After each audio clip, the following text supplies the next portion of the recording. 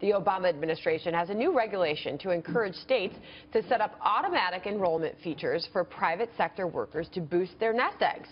Will this actually help Americans plan and save for their retirement? Let's bring in Chris Hogan, a financial strategist and author of Retire Inspired.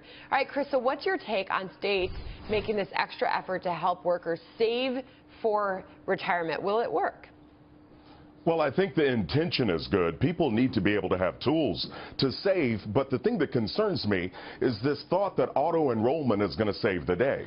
You know, ultimately what we have to do is help people understand why retirement saving is important and how much they need to be saving themselves to help them get there. And how do you do that? How do you tell somebody who's just starting out their career, they're in their first couple years of it, and retirement looks like it's a long way down the road? How do you convince them to put their money away? Well, Sandra, one of the things that I did in my book, Retire Inspired, was to tap into people's dreams. Start to help them to understand that retirement's not an age, it's a financial number. It's actually the subtitle of my book. And so helping them to think about what are the things they want to do. Do you want to travel the country? Do you want to start a side business? Do you want to spend time with family? And I think when people start to tap into those dreams, they get motivated. And then they can understand how a 401k or a 403b is a perfect vehicle to help them start. All right, let's get to this most recent survey, the Retirement in America survey. It was done by your firm, Ramsey Solutions. It shows 56% of Americans lose sleep at night worrying about retirement. Chris, what's behind these sleepless nights? Well, I think it's the understanding that people just aren't prepared. I mean, they don't understand what it is they're chasing. They don't know how much they're going to need. And one of the big things that I found in the research for my book was that people fear becoming a burden to their friends and to their family. And so this not knowing, not having a plan and not knowing where to start is messing with their peace. So let's talk about what it takes to retire, Jack. You're on this a lot. And what does the average American have to save? Chris, I've written a book about this and was shocked at how little information there was out there. One really good thing for people to understand is what's called the rule of 4%. And the idea is that when you retire, you can draw no more than 4% of your savings. So that means you need $1 million in savings to generate $40,000. And you better be thinking about that starting at a young age. I mean, if you're in your 50s, unless you have a pretty hefty salary, it's going to be tough to amass $1 million. That doesn't mean you shouldn't start. I don't want to discourage people. Every little bit helps. But it points up the need to start thinking about this early and to take action early. All right, and so what do you tell somebody that feels like they didn't get started, and it's hard to think, all right, I'm going to start now, I'm never going to catch up? What do you tell them? Well, you know the cliche, today is the first day of the rest of your life. Having something is a lot better than having nothing, so save till it hurts. I think there's a stat in Chris's book, if you saved, and this is a big number, but $875 a month, for how many years is it, Chris? You would have $1 million by retirement? Yeah, it is, and over 25 years. 25 years, but I think it's more so about pulling back, and I want people to look at it from an everyday approach.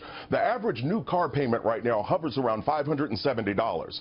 The average used car payment's hovering around $470. So let's say you attack or sell that vehicle, you have found $500 to $600 that you could start investing towards your dream. And so I think it's about taking practical approaches, not attacking the big number, but let's look at everyday things that I can do to impact my dream. All right, and Chris, let's look further at this survey that you conducted, showing people become more comfortable with $100,000 or more saved. Is that enough? Based on what Jack just said, that's not enough. No, it's nowhere near enough, but I think what the survey is showing is that you have people that have tapped into the plan. They understand their process. They're doing a 401k. They're even doing maybe an IRA outside of their job. They have their life in gear. They're looking at it, and they understand how hard they work to earn money, and now they're making their money work for them. I want to also bring this in. The survey showing more than 60% of Americans are participating in a 401k plan through their employer, but what advice do you have for entrepreneurs when it comes to securing their retirement when they might not have access to a company 401k? Well, I love small business owners, and I would encourage them to understand they have options as well.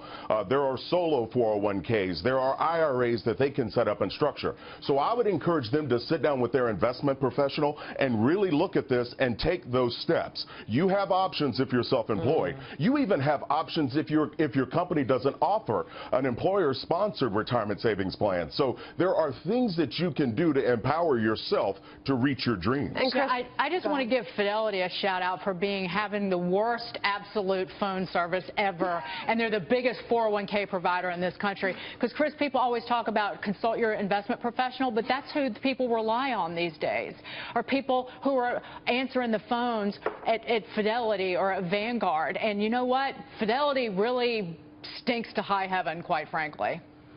Well, Dagan, I agree. Some of those phone systems are terrible. But what I want to encourage people to do is to find a professional in your area. Go find someone you can sit kneecap to kneecap with and ask those questions. The things you've always wondered. Am I investing in the right things? What else can I do to help myself get there to reach my dreams? or you can call Chris Hogan or Jack Otter, and they'll answer your questions as well. All right, Chris Hogan, thank you for answering our questions this morning. Good to have you. Thank you for having me. Still